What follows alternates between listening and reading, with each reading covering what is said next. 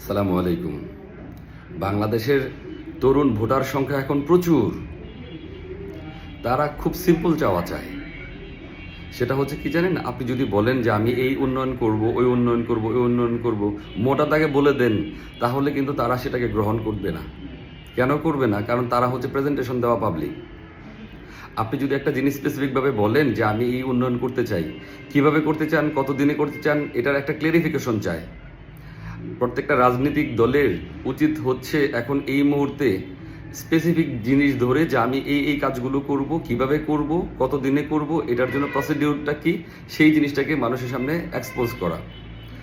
শুধুমাত্র যদি আপনি মোটা দাগে বলে যান যে আমি এটা করে ফেলবো, এটা করে ফেলবো, দিন শেষে আমার মনে হয় না মানুষ এইগুলো অ্যাকসেপ্ট করবে।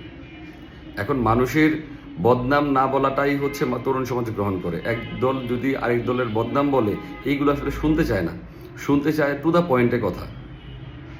ধন্যবাদ।